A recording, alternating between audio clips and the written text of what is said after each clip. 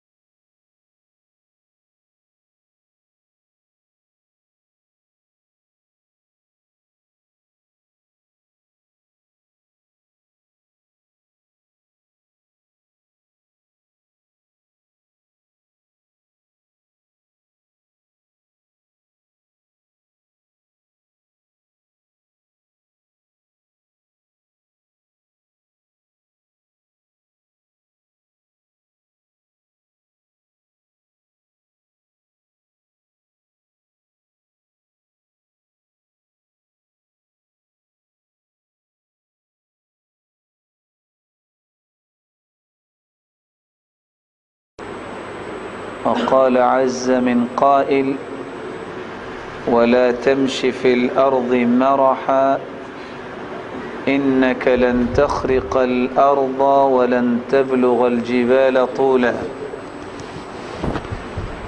انتہائی قابل قدر لائق عزت تکریم سامعین محترم،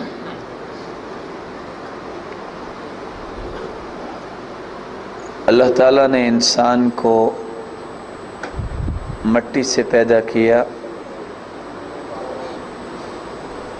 آدم علیہ السلام سے لے کر قیامت تک آنے والی مخلوق اللہ مالک الملک نے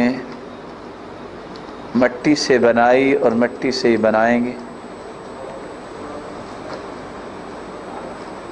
اس مٹی سے بنا ہوا انسان اپنی جسمانی خوراک کا حصول بھی مٹی سے ہی کرتا ہے.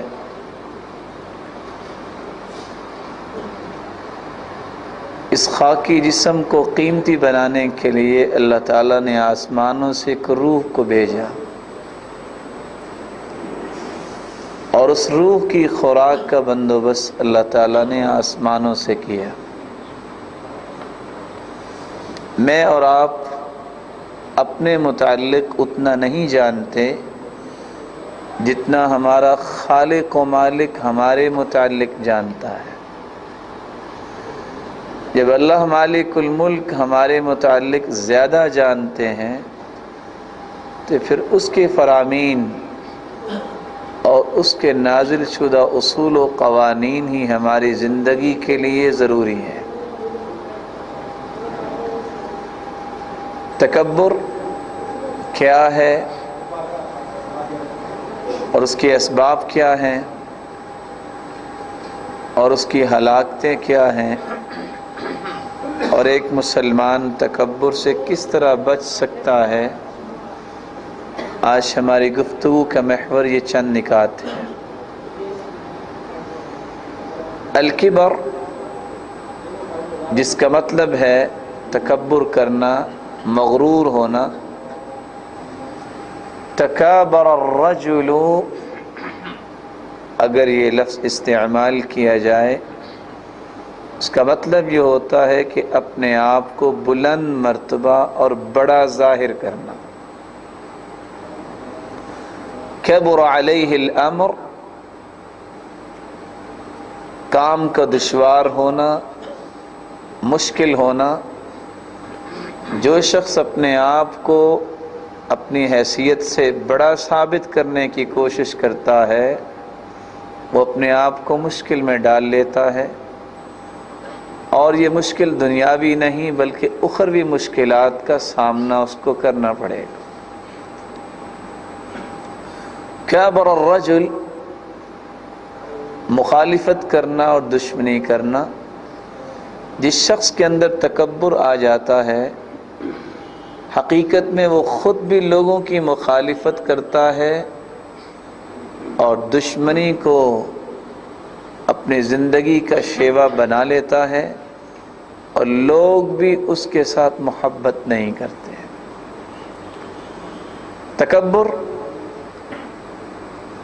بطر الحق وغمط الناس، حق بات کو ٹھکرا دینا اور لوگوں کو حقیر جاننا، یہ تکبر ہے. غزالی بیان کرتے ہیں الکبر هو استعظام النفس ورؤية قدرها فوق قدر الغیر. اپنے آپ کو بڑا سمجھنا اور جو حیثیت ہے اس کو لوگوں پر فائق ثابت کرنے کی کوشش کرنا. اور کچھ علماء نے تکبر کی تعریف کو یوں بیان کیا ہے: جہل الانسان بنفسہ، ایک شخص اپنے آپ سے ہی جاہل ہو کہ میں کیا ہوں. وانزالها فوق منزلها، اور اپنے آپ کی قدر و منزلت طے کرنے میں غلطی کر جائے اور اتنا مقام دے بیٹھے جتنا اس کا ہے نہیں. اللہ مالک الملک نے جتنا کسی کو مقام دیا ہے، جتنا کسی کو علم دیا ہے، جتنی کسی کو حیثیت دی ہے، اتنے میں اگر انسان رہتا ہے تو اللہ کی رحمت کے نیچے رہتا ہے. جب اس کے اندر تکبر آئے جو کہ حقیقت میں ایک شیطانی وسوسہ ہے اور شیطانی ایک رویہ ہے، تو پھر انسان بہت ساری غلطیاں کر بیٹھتا ہے.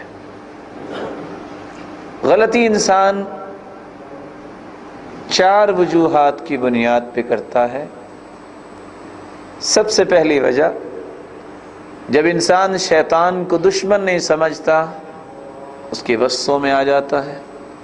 اللہ تعالیٰ نے قرآن مجید میں اس دشمن کی نشاندہی کی ہے. فرمایا ان الشیطان لکم عدو فاتخذوه عدوا انما يدعو حزبه ليكونوا من اصحاب السعیر.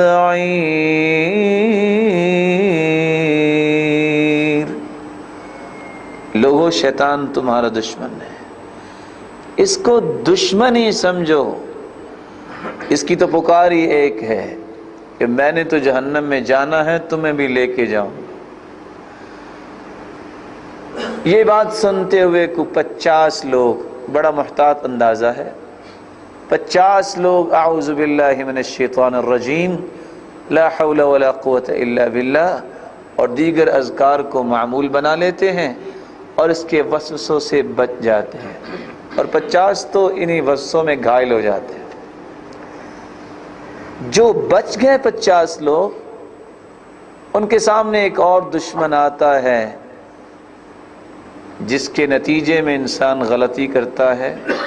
وہ کون سا دشمن ہے کہ کسی انسان کو بھول ہو جائے، سب حقیقت دیکھنے کے باوجود بھی سمجھ لے کہ یہ دنیا حقیقی زندگی ہے، بس اس کے بعد کوئی زندگی نہیں ہے۔ جب اس دنیا کی رنگینی میں اپنے آپ کو ڈال لے تو پھر وہ انسان گناہوں سے نہیں بچ سکتا۔ اس لیے مالک الملک نے فرمایا فَلَا تَغُرَّنَّكُمُ الْحَيَاةُ الدُّنْيَا وَلَا يَغُرَّنَّكُمْ بِاللَّهِ الْغَرُورُ۔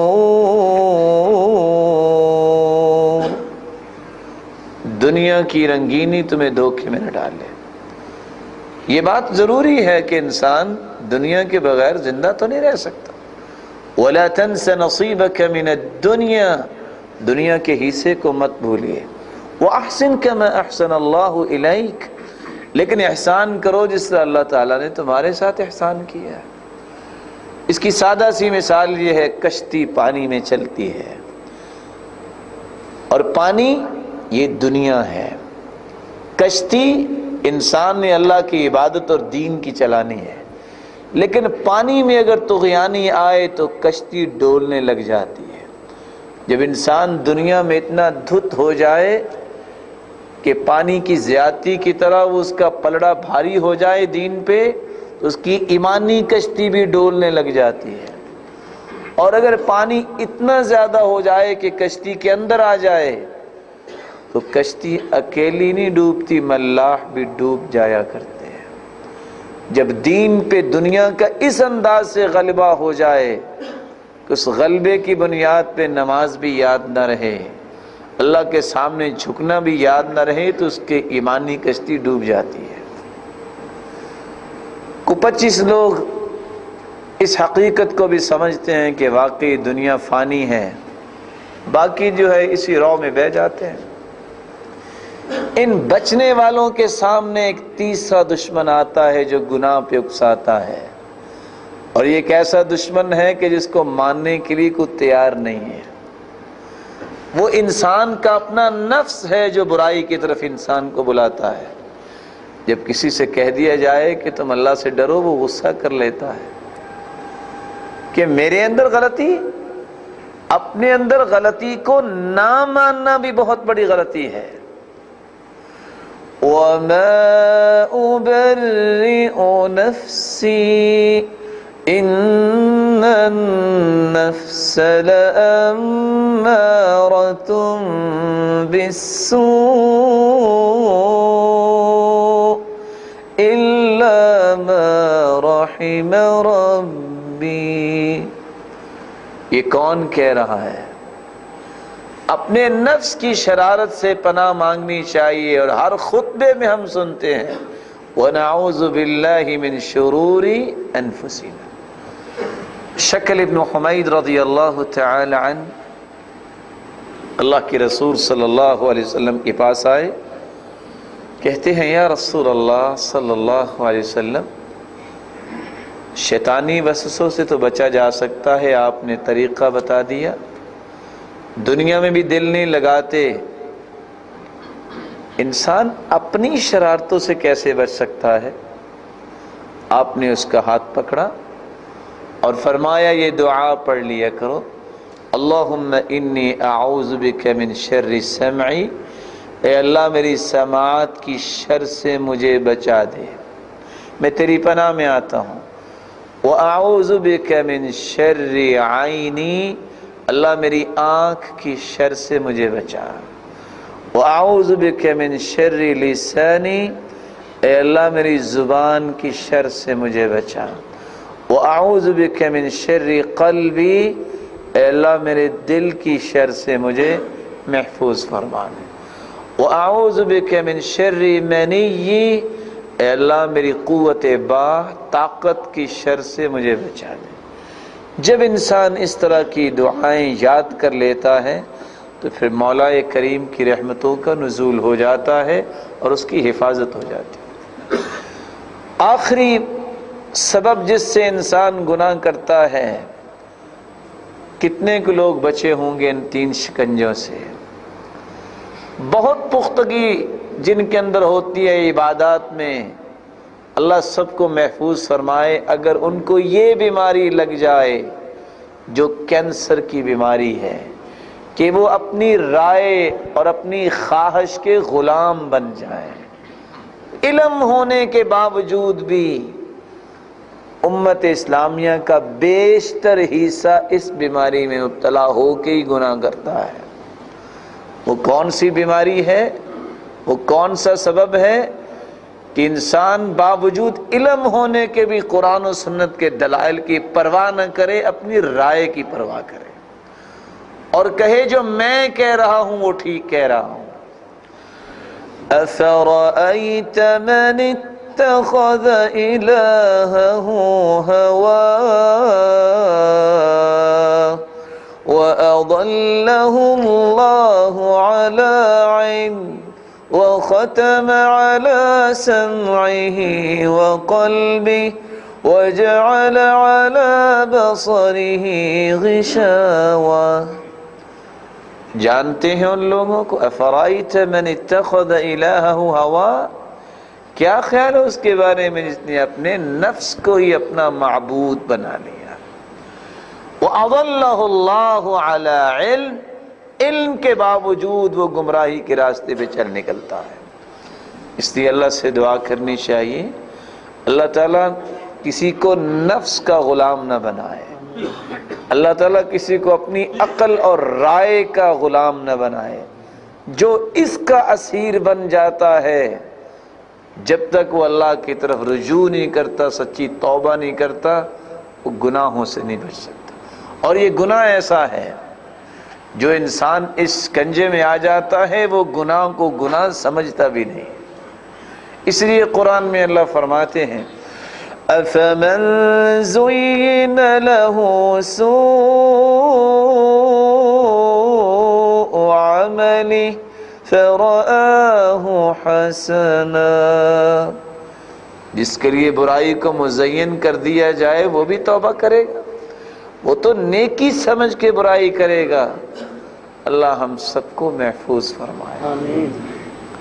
تکبر حقیقت میں ان چاروں چیزوں کو سامنے رکھیے، کسی بھی شکنجے میں آ جائے انسان تکبر کرنے لگ جاتا، اور تکبر کے بنیادی طور پر 3 سبب ہیں۔ سبب فی المتکبر وهو العجب، تکبر کرنے والے میں ایک ایسا داعیہ پیدا ہو جاتا ہے کہ میرے جیسا کوئی ہے ہی نہیں، میرے جیسا کوئی ہے ہی نہیں۔ یہ عجب کی بیماری جب آ جائے تو پھر انسان تکبر سے نہیں بچ سکتا۔ حالانکہ حقیقت یہ ہے، ابن جماع بیان کرتے ہیں تکبر یا انسان کو علم کی وجہ سے ہوتا ہے کہ میں بہت بڑا عالم ہوں، کسی کو مال کی وجہ سے ہوتا ہے میرے پاس بڑا مال ہے، کسی کو حسن کی وجہ سے ہوتا ہے، خاندانی جاہو جلال کی وجہ سے ہوتا ہے، یا کسی منصب کی وجہ سے ہوتا ہے۔ یہ ساری کے ساری راہیں شیطانی راہیں ہیں۔ شیطان تھا جس نے سب سے پہلے اس بات کا نعرہ لگایا میں اچھا ہوں۔ قال انا خیر منہ خلقتنی من نار وخلقته من طین۔ آدم علیہ السلام کو سجدے کا حکم دیا گیا کہ سجدہ کرو، ابلیس نے کیا کہا؟ انا خیر منہ، میں اس سے بہتر ہوں۔ آگ کا وصف ہے، آگ کی چنگاریاں آسمان کی طرف اٹھتی ہیں، آگ جب وہ اوپر کو اٹھتی ہے اس کے شعلے مٹی، تو زمین جو ہے وہ انسان کے پاؤں تلے ہوتی ہے، میں بہتر ہوں۔ اس تکبر نے اس شیطان کو اللہ سبحانہ و تعالی کی رحمت سے دور کر دیا۔ قارون جس نے یہ لفظ بولے تھے قال انما اوتیتہ علی علم عندی، یہ میرے علم کی بدولت میرے پاس خزانے آئے۔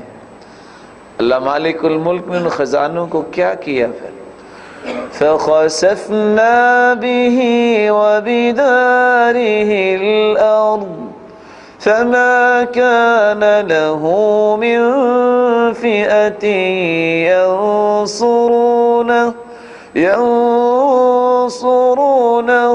من دون اللہ. اللہ نے قارون کو بھی دھنسا دیا اور اس کے خزانوں کو بھی دھنسا دیا. اگر جاہ و منصب پہ انسان کو گھمنڈ ہوتا ہے، فخر ہوتا ہے، تکبر کرتا ہے کہ میرا خاندان بڑا ہے. ابو جہل کس خاندان سے تھا؟ صحابہ کرام نے پائے حقارت سے ٹھوکریں مار مار کے قلیب بدر میں پھینک دیا، کچھ چہرہ نہیں دیکھ سکا. کہاں گیا تکبر؟ وہ فرعون جو انا ربکم الاعلی کے نعرے لگاتا کہ میں ہوں تمہارا رب. اللہ مالک الملک نے پانی کو حکم دیا اور اللہ مالک الملک نے صرف اس کو عبرت نہیں بنایا بلکہ دنیا کو دکھا بھی دیا.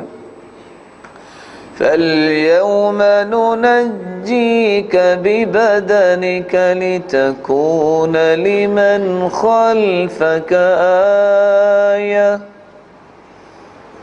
حکم دیا پانی کو، پانی نے اٹھا کے باہر پھینک دیا. پھر وہ جو اپنے آپ کو رب کہنے والا تھا وہ دنیا کو کس انداز سے نظر آیا کہ یہ تھا اپنے آپ کو رب کہنے والا. انسان جب عجب میں آ جاتا ہے کہ میرے جیسا کوئی نہیں، پھر یہ تکبر سے نہیں بچ سکتا. ابن جماعہ اس لیے کہا کرتے تھے العلم ثلاثۃ اشبار. اگر کسی کو علم کی بنیاد پہ تکبر ہو جائے کہ میرے جیسی کسی کے پاس ڈگری نہیں ہے، میرے جیسا کوئی علم والا ہی نہیں ہے، میرے جیسے تجربات ہی کسی کے نہیں ہیں. العلم ثلاثۃ اشبار. علم 3 بلشتوں کا نام ہے. من دخل فی الشبر الاول تکبر. جو پہلی سیڑھی علم کی چڑھتا ہے، پہلی بلشت حاصل کرتا ہے، اس میں تکبر آتا ہے. ومن دخل فی الشبر الثانی تواضع. اور جس کو دوسری بلشت میں جانے کا موقع ملتا ہے اس میں تواضع آ جاتی ہے. ومن دخل فی الشبر الثالث علم انه لا يعلم.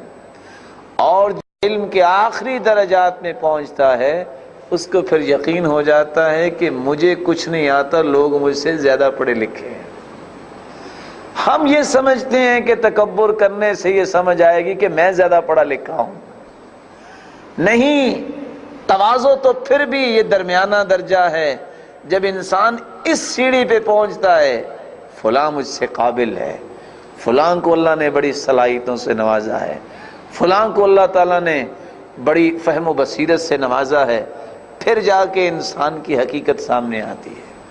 اللہ مالک الملک ہمیں تکبر سے محفوظ فرمائے. سبب فی المتکبر علی. انسان کسی کے ساتھ تکبر کا برتاؤ کیوں کرتا ہے؟ اس کا سبب یہ ہوتا ہے الحسد والحقد والغضب. جب کسی سے انسان کو حسد ہوتا ہے، جب انسان کے دل میں غضب ہوتا ہے تو یہ حسد اور بغض کی آگ پھر تکبر کے ذریعے نکالتا ہے. سامنے اکڑ کے چلے گا، منہ پھلا پھلا کے باتیں کرے گا، مختلف قسم کے انداز اپنائے گا تاکہ میری فوقیت ظاہر ہو، یہ ثابت ہو کہ میں تجھ سے اعلیٰ ہوں. رسول اللہ صلی اللہ علیہ وآلہ وسلم نے فرمایا تم سارے کے سارے آدم کی اولاد ہو. وَآدَمُ خُلِقَ مِن تُرَابٍ. اور آدم کو مٹی سے پیدا کیا گیا ہے. کسی کو کوئی فضیلت نہیں ہے. اگر فضیلت ہو سکتی ہے اللہ کے ہاں تو وہ تقوی کی بنیاد نہیں ہو سکتی. محمد بن منقدر کی بات شاید میرے اور آپ کے دل میں گھر کر جائے. اہل مدینہ قحط سالی کا شکار ہیں اور باہر نکل کے دعا کر رہے ہیں. اشراف، بڑے بڑے خاندان. کیا ہوا؟ دعا کی ہے لیکن دعا کرنے کے باوجود بارش نہیں آئی. اس کے مقابلے میں محمد بن منکدر فرماتے ہیں وہ شخص جو جوتیاں بنانے والا ہے، جس کو ہم آج موچی کہہ کے سکون سمجھتے ہیں، حقیر سمجھتے ہیں، اس کی کیا حیثیت ہے؟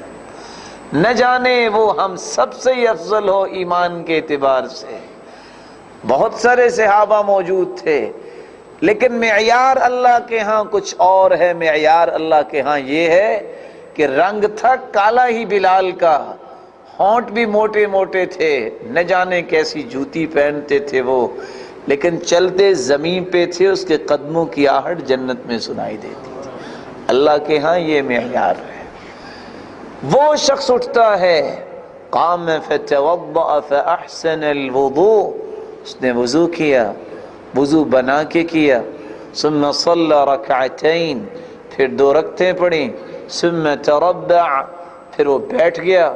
ہاتھ انہوں نے بھی اٹھائے تھے، ہاتھ اس نے بھی اٹھا لیے، آسمان کی طرف نظریں اٹھا کے کہتا ہے ربا ربا انی اقسم علیک، اے میرے پالنہار، میں تجھ پہ قسم ڈالتا ہوں مسلمانوں کو بارش کی ضرورت ہے۔ محمد بن منکدر فرماتے ہیں اشراف نے دعا مانگی لیکن اللہ نے اس وقت قبول نہیں کی۔ یہ جوتیاں بنانے والا اٹھ کے دعا کرتا ہے، اس کے ہاتھ ابھی نیچے نہیں آئے تھے، ہاتھوں پہ بارش نازل ہو گئی۔ اللہ مالک الملک کے نزدیک یہ خاندانی وجاہتوں کی کوئی حقیقت نہیں ہے۔ ان اکرمکم عند اللہ اتقاکم، اللہ کے ہاں تو تقوی کی قیمت ہے۔ وجعلناکم شعوبا وقبائل لتعارفوا، یہ تو تعارف کے لیے ہے خاندان، ہم سمجھ بیٹھے ہیں لتفاخروا، یہ فخر کے لیے ہے۔ یہ ہماری غلطی ہے، اس کی اصلاح بھی ہمیں ہی کرنی ہے۔ جب حسد ہو کہ فلاں کیا ہے، جب غضب ہو کہ فلاں کو میں کیا سمجھتا ہوں، تو پھر انسان تکبر پہ اترتا ہے۔ اور بسا اوقات تکبر کا تیسرا سبب فیما یتعلق لغیرہما وہو الریا، انسان دکھلاوے کے لیے، ریاکاری کے لیے تکبر کرتا ہے، اور اس انداز سے چلے گا، اس انداز سے بات کرے گا، اس انداز سے اعمال پیش کرے گا کہ اس کی فوقیت ثابت ہو جائے۔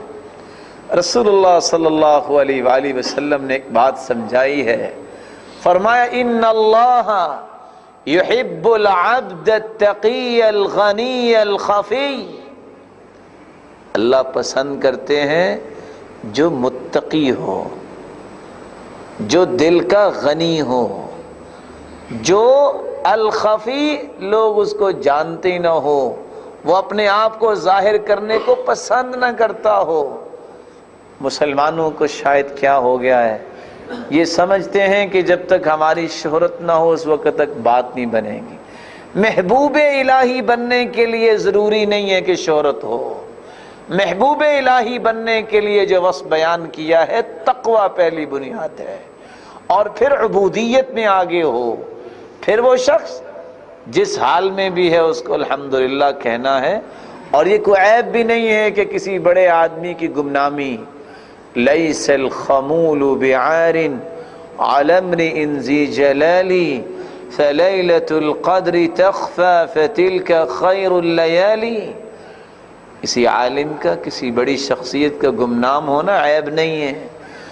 اگر چھپا ہونا عیب ہوتا تو لیلۃ القدر عیب والی ہوتی، کسی کو کچھ پتہ نہیں کس رات کو لیلۃ القدر ہوگی، لیکن 1000 کتنے مہینوں سے افضل ہے؟ خیر من 1000 شہر، 1000 مہینوں سے افضل وہ رات ہے، لیکن کسی کو کچھ پتہ نہیں کون سی رات ہے۔ تکبر، اللہ ہم سب کو اس سے محفوظ فرمائے۔ تکبر کی 3 قسمیں ہیں، التکبر الکبر علی اللہ سبحانہ وتعالی، فرعون نے اللہ پہ تکبر کیا۔ الکبر علی رسول اللہ صلی اللہ علیہ وسلم، اللہ کے رسول پہ تکبر کیا کفار مکہ نے۔ الکبر علی العباد، عام انسانیت پہ اپنی فوقیت ثابت کرنا اور تکبر کرنا۔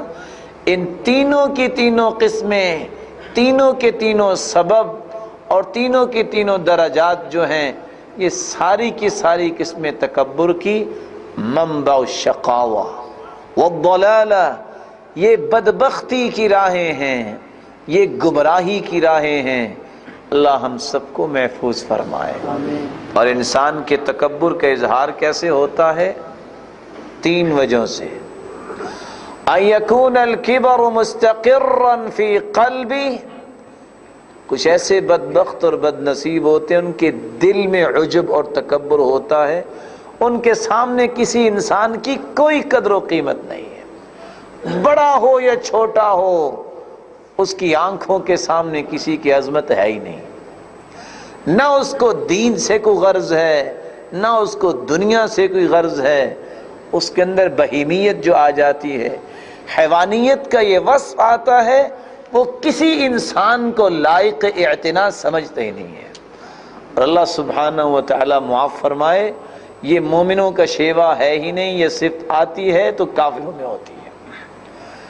تکبر کا اظہار دوسری طرح اس طرح کیا جاتا ہے، ان یظہر الکبر بلسانہ کالدعاوی المفاخرہ وتزکیۃ النفس، بندہ اپنی زبان سے بس اوقات اظہار کرتا ہے بڑے بڑے فخریہ کلمات، میں کیا سمجھتا ہوں، اور میرے سامنے اس کی حیثیت کیا ہے، اور میں جانتا ہوں اس کی قدر و قیمت کتنی ہے، یا اپنا تزکیہ بیان کرے گا کہ میرے جیسا بھی کوئی ہے نیک، اور دیکھا ہے فلاں کتنا نیک ہے، جبکہ خالق و مالک نے اپنے پیارے پیغمبر کو حکم کیا دیا، سرتاج رسول تمہیں بنایا ہے، تیری جیسی ہستی میں نے پیدا ہی نہیں کی، نہ قیامت تک پیدا ہو سکے گی، لیکن فرمایا وَاخْفِضْ جَنَاحَكَ لِلْمُؤْمِنِينَ،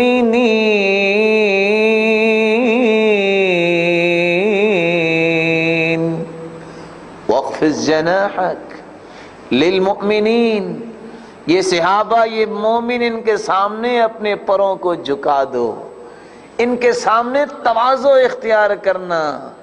کس کو حکم ہے؟ سرتاج رسول کو، جس جیسی ہستی اللہ نے پیدا ہی نہیں کی۔ اور یہاں رک کے میں یہ بات کہہ دوں، اللہ مجھے اور آپ کو محفوظ فرمائے، ہم بھی بھول جاتے ہیں، ہم بھی سمجھتے ہیں کہ ہم بڑی چیز بن گئے ہیں، بڑا ہمارے پاس علم آ گیا ہے، ہمیں بڑی طاقت مل گئی ہے، ہمارے پاس بڑا مال آ گیا ہے۔ یہ ساری کی ساری نعمتیں ہیں کب؟ جب اللہ کے حکم کے تابع کر لی جائیں، لیکن جب اللہ کے حکم کے تابع نہیں تو یہ ساری کی ساری مصیبتیں بن جاتی ہیں۔ اللہ ہمیں محفوظ فرمائے۔ رسول اللہ صلی اللہ علیہ وآلہ وسلم تشریف فرما ہیں قریش کے بڑے لوگوں کے ساتھ، عبداللہ ابن ام مکتوم تشریف لائے، آپ نے ناگواری محسوس کی، کوئی مقصد نہیں تھا ان سرداروں سے، مقصد یہ تھا طمع فی اسلامہم، جو صحیح بخاری کی روایت بتاتی ہے، ان کے اسلام کا طمع تھا کہ اسلام قبول کر لیں، ان کے بتبع باقی لوگ بھی مسلمان ہو جائیں گے۔ سرتاج رسول نے ناگواری محسوس کی، خالق و مالک کو یہ بات پسند نہیں آئی، فرمایا عبس وتولى ان جاءه الاعمى وما يدريك لعله يزكى او يذكر فتنفعه الذكرى۔ اس ناگواری کو اللہ مالک الملک نے قرآن بنا کے بیان کر دیا۔ جب یہ آیات نازل ہوئی اللہ کی طرف سے، پیارے پیغمبر کی طرف یہ القاء ہوا، سوچئے کہ خالق و مالک نے سرزنش کی اپنے پیارے پیغمبر کو۔ عبداللہ ابن ام مکتوم رضی اللہ تعالی عنہ آئے تو آپ نے ناگواری محسوس کیوں کی ہے؟ یہ تو دین لینے آیا تھا۔ وَمَا عَلَيْكَ أَلَّا يَزَّكَّى، یہ نہیں، اگر کافر اور مشرک مانیں گے تو آپ پہ تو الزام ہی کوئی نہیں ہے۔ ان علیک الا البلاغ، آپ کا کام تو پہنچانا ہے۔ لست علیہم بمسیطر، آپ کوئی دروغے تو نہیں ہے۔ ان انت الا نذیر، آپ کا کام تو ڈرانا ہے۔ فلعلک باخع نفسک علی آثارہم ان کے پیچھے اپنے آپ کو ہلاک کر بیٹھیں گے. فلا تذهب نفسك عليهم حسرات، حسرتیں کرتے کرتے اپنی جان مار لیں گے. یہ ساری باتیں اللہ نے سمجھائیں، لیکن اس عبداللہ ابن ام مکتوم کے آنے پر جب ناگواری محسوس کی تو قرآن بنا دیا. چنانچہ جب عبداللہ ابن ام مکتوم دوبارہ آئے، سرتاج رسول کھڑے ہو گئے، کہتے ہیں مرحبا بمن عاتبنی فی ربی، میں اس شخصیت کے لیے خوش آمدید کہتا ہوں جس کی وجہ سے میرے رب نے مجھے جھڑکا ہے، مجھے معاتبت کی ہے، اور 13 مرتبہ اپنے مصلی کا نائب بنایا کہ میں نہ ہوں تو عبداللہ ابن ام مکتوم مسلمانوں کو نماز پڑھائیں گے. آج میں اور آپ بھی سوچیں آج میری اور آپ کی کیفیت کیا ہے. ہم یہ سمجھتے ہیں کہ فلاں کی قیمت نہیں ہے. میرے بھائیوں پتہ نہیں اس کی جتنی قیمت ہو ہماری جتنی ہو ہی نہ. رسول اللہ صلی اللہ علیہ وآلہ وسلم نے اس لیے جو قرآن بیان کرتا ہے وَاصْبِرْ نَفْسَكَ مَعَ الَّذِينَ يَدْعُونَ رَبَّهُمْ بِالْغَدَاةِ وَالْعَشِيِّ يُرِيدُونَ وَجْهَهُ. وَاصْبِرْ، صبر کرو ان لوگوں کے ساتھ جو دن رات اللہ کو ہی پکارنے والے ہیں. یہ کمزور ہونا، طاقتور ہونا، یہ اللہ کی ہاں ہے، دنیا میں کوئی معیار نہیں ہے. دنیا میں معیار کوئی نہیں ہے، دنیا کے اپنے اپنے معیارات ہیں. اللہ کے ہاں معیار صرف ہے تو تقوی کا معیار ہے. اس لیے فخریہ کلمات بولنا یا دعوے کرنا یا اپنا تزکیہ بیان کرنا یہ فخر ہے، تکبر ہے. فلا تزکوا انفسکم هو اعلم بمن اتقى. اپنے منہ میاں مٹھو نہ بنو. اللہ جانتا ہے کون پاکیزہ ہے، کس کا تزکیہ ہے، کون تربیت یافتہ ہے.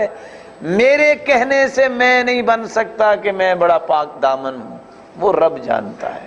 اور یاد رکھنا یہ بادام ہے، یہ اخروٹ ہے، اس کا چھلکا قیامت کو اترے گا، اندر سے تب پتہ چلے گا کہ اس کا جو گودا ہے، جو لب ہے، وہ جلا ہوا ہے کہ ثابت ہے.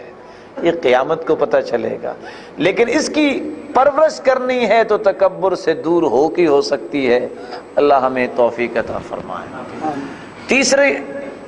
تیسرا اظہار انسان تکبر کا اس وقت کرتا ہے ان یظہر الکبر بافعاله من الترفع في المجالس والتقدم على الاقران والانکار على من يقصر في حقه. انسان جب کسی مجلس میں بیٹھا ہو تو خواہش یہ پیدا ہو کہ میں کسی ایسی جگہ بیٹھوں کہ میں سب سے فائق نظر آؤں. اگر کوئی بات کہہ دے تو وہاں لال پیلا ہو جائے کہ ہاں اس نے میری شخصیت پہ یہ بات کی کیوں ہے. ارے میں اور آپ ہیں کون؟ ذرا اپنی پہچان تو کریں. سرتاج رسول کو تو دیوانہ بھی کہا گیا، سرتاج رسول کو تو جادوگر کہا گیا، پاگل کہا گیا. اور قرآن مجید کی اس آیت کا ترجمہ گھر بیٹھ کے پڑھیے گا اور سوچئے گا اس کا معنی کیا ہے. نون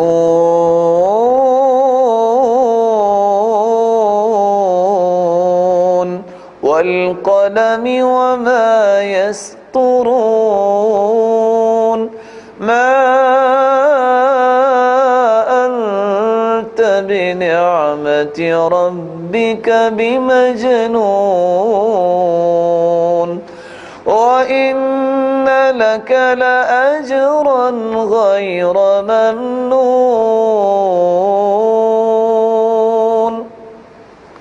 اللہ نے ایک قسم استعمال کی اور ساتھ کہہ دیا آپ اللہ کی نعمت سے خوش رہیں، آپ دیوانے نہیں ہیں. صفائی اللہ نے پیش کر دی. جب آپ دیوانے نہیں ہیں ساری دنیا بھی کہہ دے تو پریشانی کس بات کی ہے؟ کوئی تمہیں کچھ بھی کہہ دے، جب تم اللہ کے ہاں درست ہو تو کسی کے کہنے سے تو خرابی نہیں ہو سکتی. ساتھ ایک لفظ اللہ سبحانہ و تعالیٰ نے بیان کیے ہیں وَإِنَّ لَكَ لَأَجْرًا غَيْرَ مَمْنُونٍ. بات تو ہو رہی تھی کہ سرتاج رسول آپ دیوانے نہیں ہیں، اجر آپ کو بے حساب ملے گا، انلیمیٹڈ. کس بات کا؟ مفسرین لکھتے ہیں ایک نیکی کا اجر ہوتا ہے، ایک نیکی کرتے ہوئے جو تان و تشنیع ہوتی ہے اس پہ صبر کرنے کا، مصیبتوں پہ صبر کرنے کا اجر الگ ہے۔ اللہ مالک الملک نے خوشخبری دی ہے، دیوانہ تمہیں کہتے ہیں، پہلی بات یہ ہے کہ تم دیوانے نہیں ہو، دوسری بات یہ ہے کہ نیکیاں تو جو ہیں ہی ہیں، اس بات پہ صبر کی وجہ سے انلمیٹڈ اجر تمہیں دیتا ہوں میں۔ آج یہ بات مجھے اور آپ کو سمجھ آ جائے تو ہم کسی کی بات پہ لال پیلے نہ ہوں۔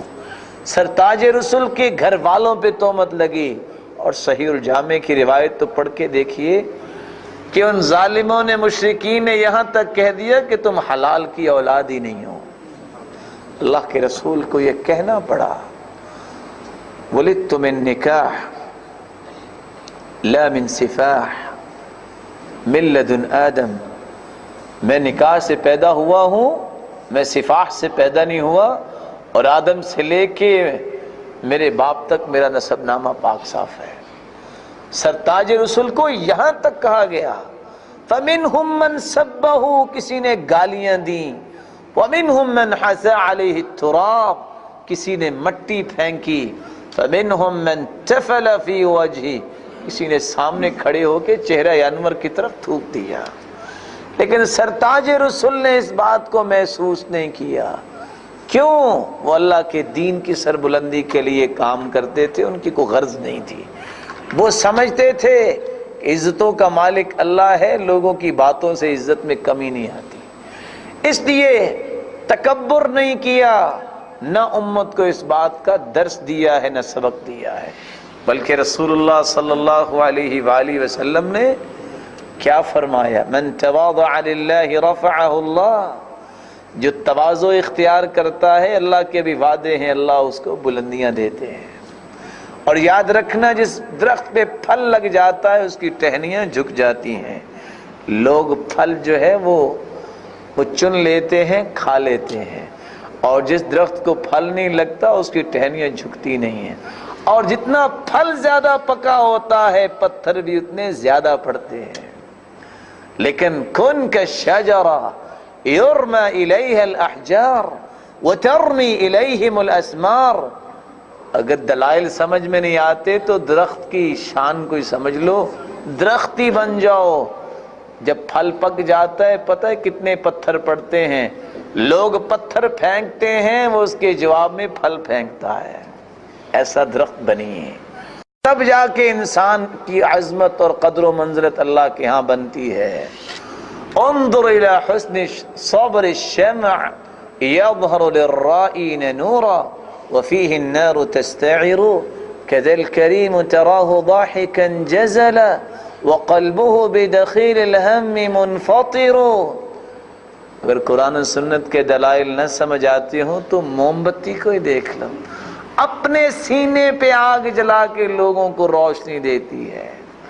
جو بطل آدمی ہوتا ہے، دنیا جہان کی جیسی بھی باتیں ہوں، دل اس کا پھٹ رہا ہو غموں سے، لیکن وہ مسکراتا ہی نظر آتا ہے۔ اللہ ہمیں اس بات کو سمجھنے کی توفیق عطا فرمائے۔ اس لیے رسول اللہ صلی اللہ علیہ وسلم نے فرمایا تکبر بہت بڑا گناہ ہے۔ ان اللہ اوحى الی ان تواضعوا حتى لا يفخر احد على احد ولا يبغي احد على احد، اللہ نے اس بات کی وحی کی ہے کہ تم تواضع اختیار کرو، عجز و انکساری میں برکت ہے، اور کوئی کسی پہ فخر نہ کرے، کوئی بغاوت نہ کرے، کیونکہ یہ فخر کرنا، یہ بغاوت کرنا خسارے کا سودا ہے۔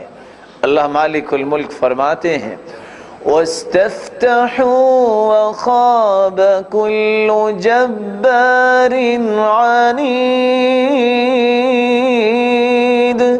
مِّن وَرَائِهِ جَهَنَّمُ وَيُسْقَىٰ مِن مَّاءٍ صَدِيدٍ يتجرعه ولا يكاد يسيغه وَيَأْتِيهِ الْمَوْتُ مِنْ كُلِّ مَكَانٍ وَمَا هُوَ بِمَيِّتٍ وَمِنْ وَرَائِهِ عَذَابٌ غَلِيظٌ وَاسْتَفْتَحُوا وَخَابَ كُلُّ جَبَّارٍ عَنِيدٍ۔ سب سے بڑا خسارہ تو یہ ہے کہ انسان کے اندر تکبر آ جائے۔ من ورائہ جہنم، نتیجہ کیا ہے؟ جہنم ہے۔ وَيُسْقَى مِن مَّاءٍ صَدِيدٍ، یہ پانی کا حقدار نہیں ٹھہرایا جائے گا، جہنمیوں کی پیپ اس کو پلائی جائے گی۔ اللہ ہم سب کو محفوظ فرمائے۔ بلکہ اللہ کے رسول صلی اللہ علیہ وآلہ وسلم نے فرمایا یہ خسارہ بھی ہے بلکہ دنیا کے اندر بغاوت کی راہ ہے۔ سَيُصِيبُ أُمَّتِي دَاءُ الْأُمَمِ الْأَشَرُّ وَالْبَطَرُ وَالتَّكَاثُرُ وَالتَّشَاحُنُ فِي الدِّينِ وَالتَّحَاسُدُ وَالتَّبَاغُضُ حَتَّى يَكُونَ الْبَغْيُ۔ میری امت کو سابقہ امتوں کی بیماریاں آئیں گی جب تو پھر مصائب آئیں گے۔ کیسے؟ جب ان کے اندر تکبر آ جائے گا، بطر آ جائے گا، ان کا مقابلہ شروع ہو جائے گا کہ میں فلاں سے بڑھ جاؤں، ان کے دلوں کے اندر بغض و حسد ڈیرے جما لے گا۔ پھر ہوگا کیا؟ جس کی وجہ سے دنیا میں بغاوت پھیل جائے گی۔ اور یہی لوگ ہیں جب یہ بغاوت پہ اتر آتے ہیں تکبر کرنے والے تو پھر اللہ کی طرف سے ان کے دلوں پہ مہر لگ جاتی ہے۔ كَذَلِكَ يَطْبَعُ اللَّهُ عَلَى كُلِّ قَلْبِ مُتَكَبِّرٍ جَبَّارٍ، مہر لگ جاتی ہے تکبر کرنے والے کے دل پہ۔ اب وہ کسی کی بات کو سمجھ بھی نہیں سکتا، وہ کوئی اچھی بات کو قبول بھی نہیں کرتا، کیوں اپنے دل پہ مہر لگا بیٹھا ہے۔ اور کہنے والے نے کہا تو ہے، سچی بات یہ ہے کہ ایک مہذب آدمی اپنی زبان کی حفاظت کرتے ہوئے بڑے بڑے کلمات کو چھوڑ دیتا ہے۔ کہنے والا تو کہتا ہے جب کمینے عروج پاتے ہیں تو اپنی حقیقت کو بھول جاتے ہیں۔ کتنے کم ظرف ہیں یہ غبارے کے چند پھونکوں سے ہی پھول جاتے ہیں۔ انسان کو اس بات کی کوئی خبر نہیں ہے کہ میری حقیقت کیا ہے۔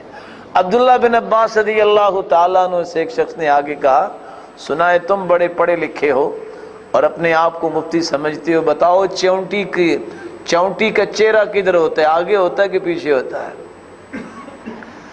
فدخل غرفته فبكى بكاء مريرا۔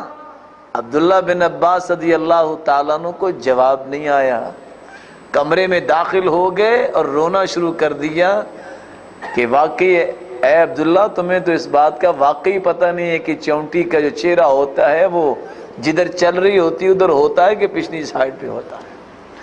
بات یہ ہے انسان کو کسی مرحلے میں بھی جا کے یہ بات کہنا، یہ تصور بنانا اس کے لیے لائق نہیں ہے کہ میرے جیسا کوئی نہیں ہے، میں بہت بڑی چیز ہوں۔ رسول اللہ صلی اللہ علیہ وآلہ وسلم نے اس بات سے منع فرمایا۔ اس لیے فرمایا کہ جب انسان تکبر کرتا ہے تو یہ ہے وہ سبب، نیک لوگوں پہ پھر شریر لوگ مسلط ہو جاتے ہیں۔ فرمایا اذا مشت امتی مطیطا ای بالتبختر ومد الیدین فی المشی، جب میری امت مطیطا چلنا شروع کر دے گی، تبختر کرے گی چلتے ہوئے اور بازوؤں کو کھول کھول کے چلے گی، سلط شرارها علی خیارها، پھر انتظار کر لو پھر شریر لوگ مسلط ہو جائیں گے۔ کن لوگوں پر؟ نیک لوگوں پر۔ اللہ ہم سب کو تکبر سے محفوظ فرمائے۔ بلکہ رسول اللہ صلی اللہ علیہ وسلم نے فرمایا تکبر تو انسان کو ہلاک کر دیتا ہے۔ ثلاث منجیات وثلاث مہلکات، اما المنجیات فخشیۃ اللہ فی السر والعلانیہ، تین چیزیں ہلاک کر دینے والی ہیں اور تین چیزیں نجات دینے والی ہیں۔ نجات دینے والی چیزوں میں سے پہلی چیز خشیت اللہ فی السر والعلانیہ، جب انسان کے اندر خشیت الہی آ جائے، جلوت میں ہے یا خلوت میں ہے، لوگوں میں بیٹھا ہے یا اکیلا ہے، ہر حال میں اللہ کا خوف غالب ہو اور سمجھے انا تحت الرصد الالہی، میں اللہ کی ریڈار کے نیچے ہوں، ایک لمحہ بھی جو بھی کر رہا ہوں سوچ رہا ہوں اس کو اللہ جانتا ہے۔ اور حسن بصری رحمت اللہ علیہ نے اسی بات کو بیان کیا ہے جب ان سے پوچھا گیا میں سر الزہدک، اتنے بڑے نیک اور پارسا بنے ہیں کیسے بن گئے؟ کہا راز ہیں اس کے، علمت بأن رزقی لن یأخذہ غیری فاطمئن قلبی لہ، لوگوں کو شاید بھول ہو گئی ہے، مجھے یقین ہے کہ میرا رزق میں نہیں کھانا ہے، میں مطمئن رہتا ہوں، وہ تو مل کے ہی رہنا ہے، اس لیے میں دین نہیں چھوڑتا اس رزق کے پیچھے۔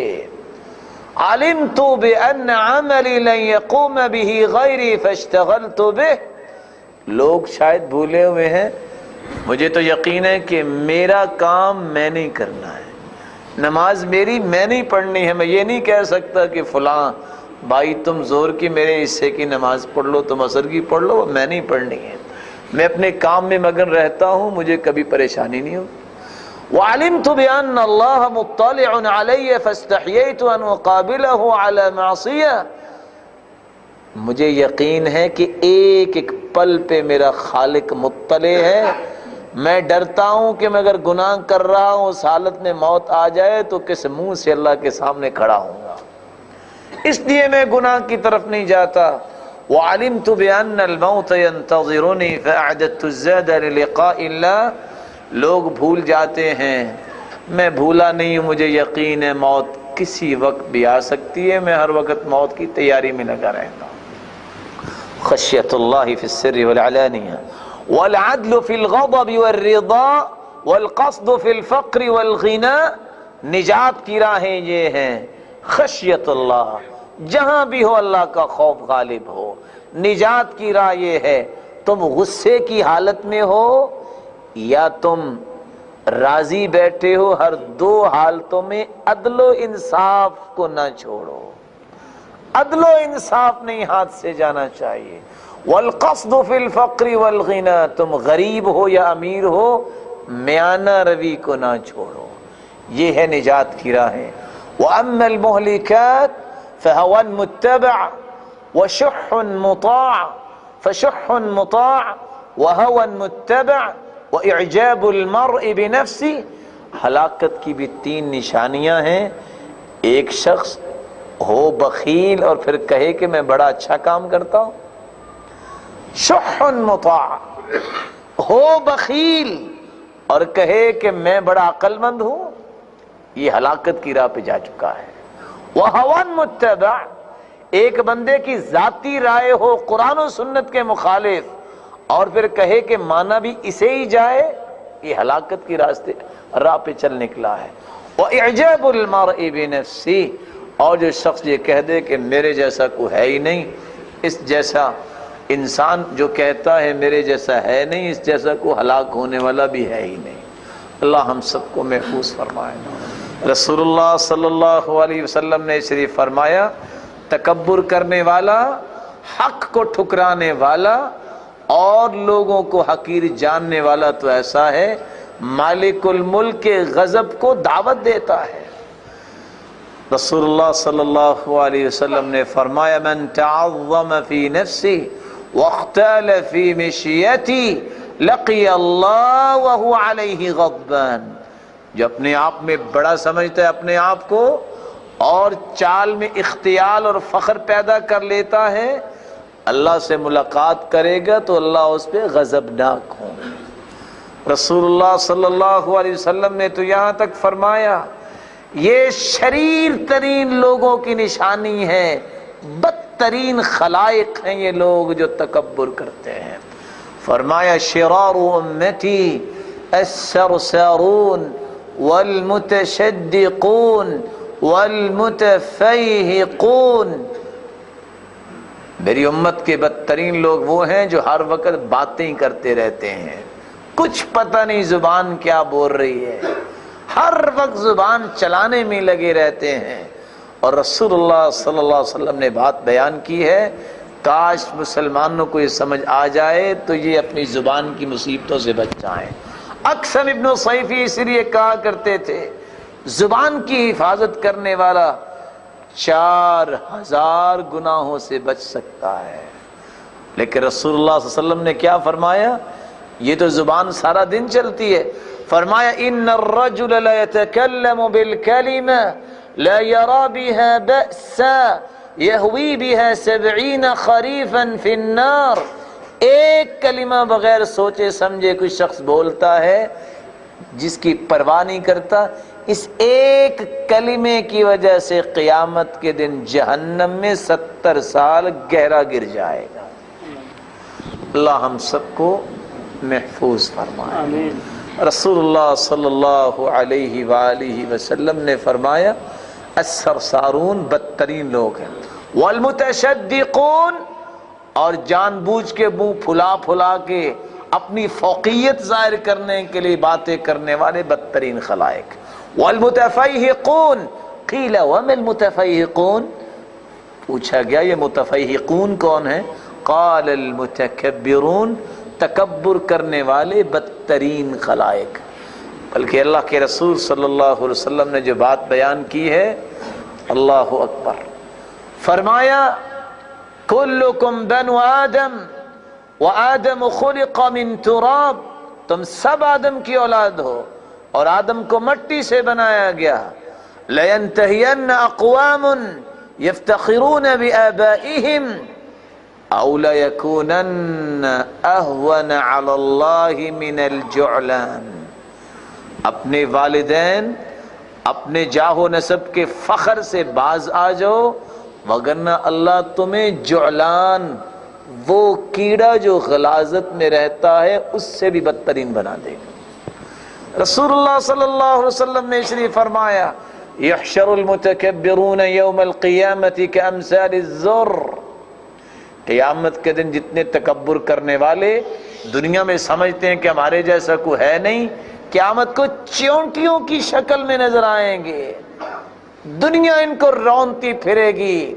یساقون الی سجن فی جہنم، ان کو ہانک کر لے جایا جائے گا جہنم کی جیل کی طرف۔ یسمى بولس، اس کا نام بولس ہے، تعلو علیہ النار الانیار، سب سے سخت ترین آگ ان کے اوپر ہوگی۔ اور رسول اللہ صلی اللہ علیہ وسلم نے فرمایا یسقون من طینۃ الخبال عصارۃ اہل النار، اور وہاں جا کے پھر ان کو جہنمیوں کی پیپ پلائی جائے گی، تب جا کے ان کو ہوش آئے گا کہ تکبر کس کو کرتے ہیں، تکبر کیسے کرتے تھے، اور کیسے اللہ مالک الملک کی مخلوق کے ساتھ ہمارے رویے ہوتے تھے۔ تکبر کرنے والا ایسا بد نصیب بن جاتا ہے کہ اللہ مالک الملک اس کی طرف نظر رحمت نہیں ڈالیں گے۔ ثلاثۃ لا یکلمہم اللہ ولا ينظر الیہم یوم القیامہ ولا یزکیہم، تین ایسے بدبخت ہیں مالک الملک اس کی طرف نظر رحمت نہیں ڈالیں گے۔ ان تینوں میں ایک وہ بھی ہے عائل مستکبر، جس کے پاس ہے بھی کچھ نہیں پھر بھی اکڑ کے چلتا ہے بھی عائل فقیر اور پھر بھی تکبر۔ رسول اللہ صلی اللہ علیہ وآلہ وسلم نے اس لیے فرمایا یخرج عنق النار یوم القیامہ، آگ سے ایک گردن باہر آئے گی، لہو اذنان یسمعان وعینان یبصران ولسان ینطق، اس گردن میں آنکھیں بھی لگی ہوں گی جو دیکھ رہی ہوں گی، کان بھی ہوں گے جو سن رہے ہوں گے، زبان بھی ہوگی جو بولتی ہوگی۔ امام البانی صحیح الجامع میں روایت لے کے آئے ہیں، یقول، اور بول کے کہے گی انی وکلت بثلاث، آج 3 لوگوں پہ مجھے مسلط کیا گیا ہے۔ سب سے پہلا کون ہے؟ بکل جبار عنید، جو اپنے آپ کو جابر سمجھتا تھا اور تکبر کرنے والا، آج میں اس کو سبق سکھاؤں گی۔ وَبِكُلِّ مَنْ دَعَا مَعَ اللَّهِ إِلَٰهًا آخَرَ، جو دنیا میں شرک کرتا تھا آج میں اس کو سبق پڑھاؤں گی۔ اللہ ہم سب کو محفوظ فرمائے۔ رسول اللہ صلی اللہ علیہ وآلہ وسلم نے فرمایا کہ یہ لوگ جنت میں داخل نہیں ہوں گے۔ لا يدخل الجنة من كان في قلبه مثقال ذرة من کبر، جس کے دل میں رائی کے دانے کے برابر بھی تکبر ہو وہ جنت میں نہیں جائے گا۔ قیل، کہا گیا یا رسول اللہ صلی اللہ علیہ وسلم احدنا يحب ان يكون ثوبه حسنا ونعله حسنة، ہر بندہ یہ چاہتا ہے اچھا لباس ہو، اچھی جوتی ہو۔ فرمایا اچھا لباس پہننا تکبر نہیں ہے۔ ان اللہ جمیل یحب الجمال، اللہ جمیل ہے، جمال کو پسند کرتے ہیں۔ نئی جوتی پہننا اور اچھا لباس پہننا یہ تو تکبر نہیں۔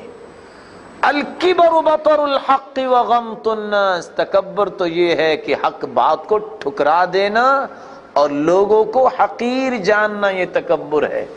لباس، یہ جوتی، یہ تو اللہ تعالیٰ کی نعمت ہے۔ ان اللہ یحب ان یرى اثر نعمته علی عبدہ، اللہ تو پسند کرتے ہیں کہ اللہ نے جس بندے کو نعمت دی ہے وہ نعمت کا اظہار کرے۔ بلکہ اللہ کے رسول صلی اللہ علیہ وسلم نے تو عمر رضی اللہ تعالیٰ عنہ کو یہ نصیحت کی تھی، کیا فرمایا تھا؟ البس جدیدہ وعش حمیدہ ومت شہیدہ، پہنو تو نیا لباس پہنو، زندگی گزارو تو تعریف والی، اور جب تمہیں موت آئے تو شہادت کی موت مانگنا۔ اور اللہ سبحانہ و تعالیٰ نے عمر کو تینوں باتیں نصیب کر دی تھی۔ ایک وقت تو تھا کہ عمر نے 18 پیوند لگائے، لیکن اللہ تعالیٰ نے وہ موقع بھی دیا کہ جب نئے لباس بھی اللہ نے دے دیے، زندگی بھی ایسی دی، ساری دنیا تعریف کر رہی ہے۔ اور اللہ تعالیٰ نے ان کی دعا بھی قبول کر لی، مدینۃ الرسول میں ان کی شہادت بھی قبول فرما لی۔ رسول اللہ صلی اللہ علیہ وآلہ وسلم نے یہ فرمایا، اللہ مالک الملک فرماتے ہیں الکبریاء ردائی والعظمة ازاری فمن نازعنی واحدا منہما قذفته في النار وفی روایت اخرى القیته في النار۔ تکبر میری چادر ہے، عظمت بھی میری چادر ہے، ان دونوں میں سے جو کوئی مجھ سے چھیننا چاہتا ہے میں اس کو جہنم میں پھینکوں گا۔ اللہ ہم سب کو تکبر سے محفوظ فرمائے۔ ثوبان رضی اللہ تعالیٰ عنہ بیان کرتے ہیں رسول اللہ صلی اللہ علیہ وسلم نے فرمایا من فارق الروح جسدہ، جس کے جسم سے روح نکلے، وَهُوَ بَرِيءٌ مِّن ثَلَاثٍ، اور وہ انسان 3 چیزوں سے بری ہو، دخل الجنہ، وہ جنت میں جائے گا۔ وہ کون سی 3 چیزیں ہیں؟ الکبر والدین والغلول، تکبر سے محفوظ ہو، قرض سے محفوظ ہو، اور فراڈ اور دھوکے سے محفوظ ہو۔ جب اس کی جان نکلے ان 3 چیزوں سے اپنے آپ کو اس نے بری کیا ہوا ہو، یہ جنت میں جائے گا۔ رسول اللہ صلی اللہ علیہ وسلم کے صحابہ نے اسی بات کو سامنے رکھا، اس لیے سلمان رضی اللہ تعالیٰ عنہ سے جب پوچھا گیا کہ کون سی ایسی برائی ہے، سئل سلمان رضی اللہ تعالیٰ عنہ، جس برائی کے ساتھ نیکی کا فائدہ نہیں ہوتا، لا تنفع معها حسنہ، کہ جب وہ برائی ہو جائے تو نیکی اس پہ اثر انداز نہیں ہوتی۔ فرمایا جب تکبر آ جائے تو پھر نیکی اس بندے پہ اثر نہیں کرتی۔ اس لیے عبداللہ ابن عمر رضی اللہ تعالیٰ عنہ نے جب دیکھا انہ رآ رجلا یختال فی مشیتی فقال ان للشیطان اخوانا، ایک آدمی کو اکڑ کے چلتا ہوا دیکھا، فرمایا شیطان کے بھائی دنیا میں بھی چلتے پھرتے نظر آتے ہیں۔ اور رسول اللہ صلی اللہ علیہ وسلم نے فرمایا دنیا میں یہ عذاب میں پکڑا جاتا ہے۔ بینما رجل یمشی فی حلۃ تعجبہ نفسہ مرجل جمتہ اذ خسف اللہ بہ الارض فہو یتجلجل بہ الی یوم القیامہ، ایک آدمی اپنے فاخر لباس میں چل رہا تھا اور اپنے بالوں کو کنگھی کی ہوئی ہے اور اپنے آپ میں اتراتا پھر رہا تھا، اللہ مالک الملک نے زمین سے کہا کہ اس کو پکڑ لو، زمین میں دھنسا دیا اور قیامت تک وہ دھنستا ہی چلا جائے گا۔ یہ بات 1400 سال پہلے کی ہے، 1400 سال پہلے کی ہوئی ہے، ابھی تک وہ دھنستا جا رہا اور قیامت تک دھنستا ہی چلا جائے گا۔ اللہ ہم سب کو محفوظ فرمائے۔ ابن القیم رحمۃ اللہ علیہ نے یہاں ایک بات بیان کی ہے، وہ کہا کرتے تھے ارکان الکفر اربع، کفر سے بچو اور کفر کی راہوں سے بھی بچو۔ کفر انسان میں اس وقت آتا ہے جب 4 راہوں پہ چل نکلتا ہے، الکبر والحسد والبغض والغضب والشہوہ۔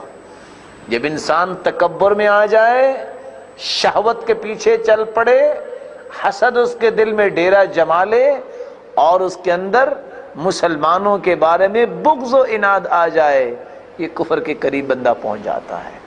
اللہ سبحانہ و تعالی ہم سب کو محفوظ فرمائے اور تکبر کی ہلاکتوں سے بچائے، ہمارے اندر تواضع پیدا فرمائے، وہ تواضع و عز و انکساری پیدا فرمائے جس سے انسان تقرب الہی حاصل کرتا ہے، وہ قول و فعل نصیب فرمائے جس سے مالک الملک راضی ہو جائے، ہماری زبانوں کو بھی اللہ تہذیب فرمائے، ہمارے اعمال اور اقوال کی بھی تہذیب فرمائے، رسول اللہ صلی اللہ علیہ وسلم کی رفاقت ہمیں نصیب فرمائے۔ جو بیمار ہیں اللہ ان کی بیماری کو شفا میں بدل دے، جو کسی مصیبت میں اللہ ان کی مصیبت کو خوشیاں بنا دے، جو کسی تنگی میں اللہ اس کی تنگی کو آسانیوں میں بدل دے، صاحب اولاد کی اولاد کو نیک بنائے اور اس کے دستے بازو اور آنکھوں کی ٹھنڈک بنائے، صدقہ جاریہ بنائے، اور بے اولادوں کو بھی اللہ مالک الملک ان کی جھولیوں کو بھی بارونق بنائے، بے روزگار ہیں ان کو تونگر بنائے، صاحب مال کے مال میں برکت فرمائے اور اس کو فتنوں اور آزمائشوں سے بچائے، تقوی نصیب فرمائے، مقروض کے غیبی خزانوں سے مدد فرمائے، جب تک رکھے ایمان سے رکھے، جب بلائے تو ایمان کی خوبصورت کیفیت میں بلائے۔ اس طرح آج ہم اللہ کے گھر میں جمع ہیں، اللہ مالک الملک ہمیں اپنی جنت میں جمع فرمائے۔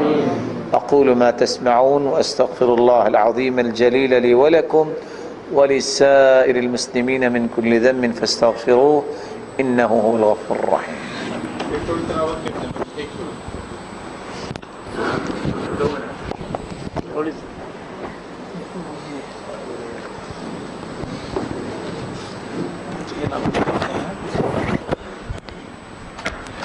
محترم حضرات، تھوڑی دیر تشریف رکھیں۔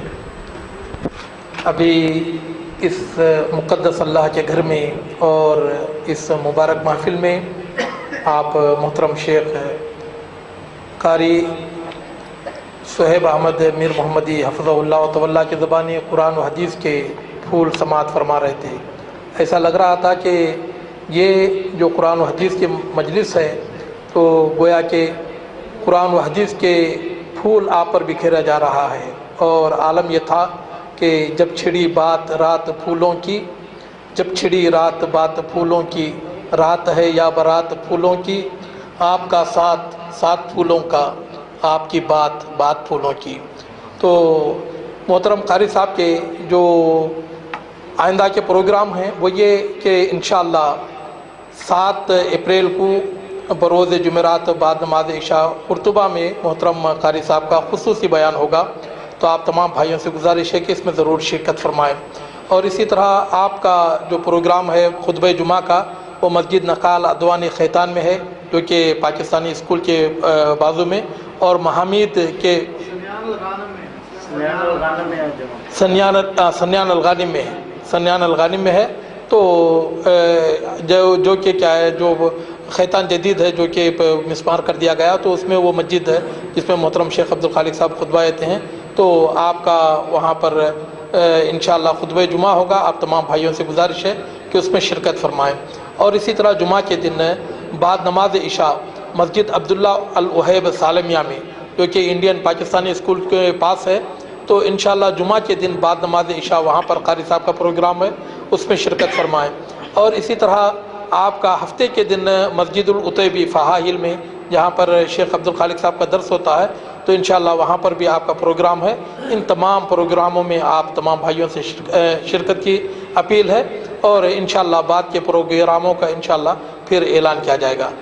جمعرات کو مسجد ناصر الحمد جو اگلی جمعرات، تو وہ اس کے تعلق سے کچھ یہاں اس علاقے کے لوگ ہیں نا، یہ جی جی وہ اس تعلق سے کچھ 12 تاریخ کو جانے کی بات کر رہے تھے، ہاں، تو انشاءاللہ وہ بعد میں اس کے تعلق سے بات کرتے ہیں۔ تو اب محترم قاری صاحب سے گزارش ہے کہ وہ تلاوت فرمائیں۔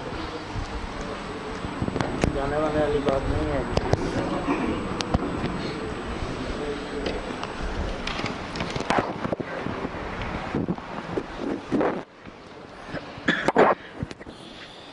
أعوذ بالله من الشيطان الرجيم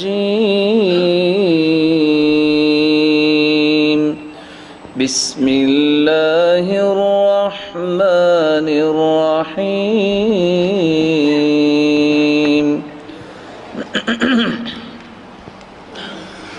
وعباد الرحمن الذين يمشون على الأرض هونا وإذا خاطبهم الجاهلون قالوا سلاما والذين يبيتون لربهم سجدا وقياما والذين يقولون ربنا اصرف عنا عذاب جهنم إن عذابها كان غراما إنها ساءت مستقرا ومقاما والذين إذا أنفقوا لم يسرفوا ولم يقتروا وكان بين ذلك قواما والذين لا يدعون مع الله إلها آخر ولا يقتلون النفس التي حرم الله إلا بالحق ولا يزنون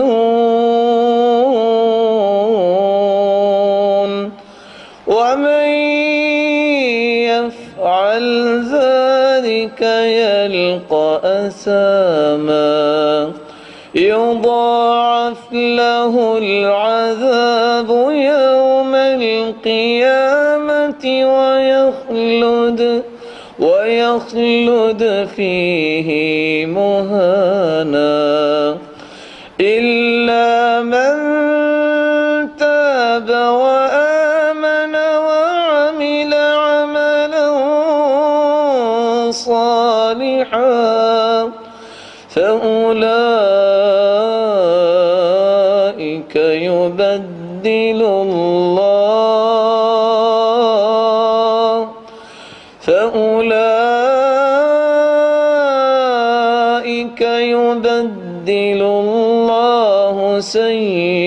سيئاتهم حسنات وكان الله غفورا رحيما ومن تاب وعمل صالحا فإنه يتوب إلى الله متابا والذين لا يشهدون الزور وإذا مروا باللغو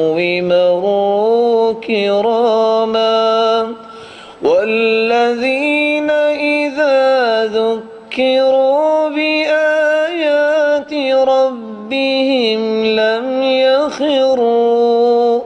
لم يخروا عليها صما وعميانا والذين يقولون ربنا هب لنا من أزواجنا وذرياتنا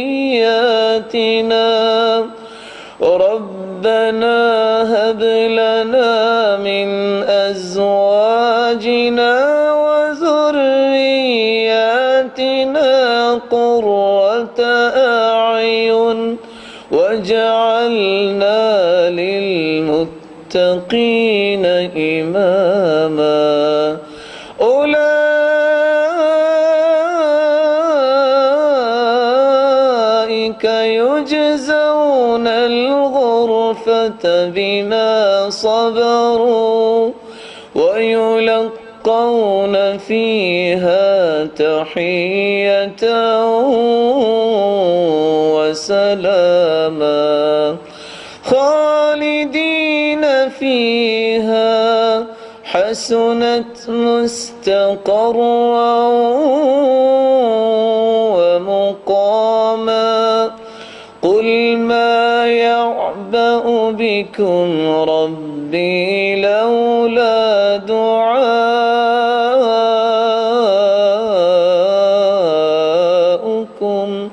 فقد كذبتم فسوف يكون لزاما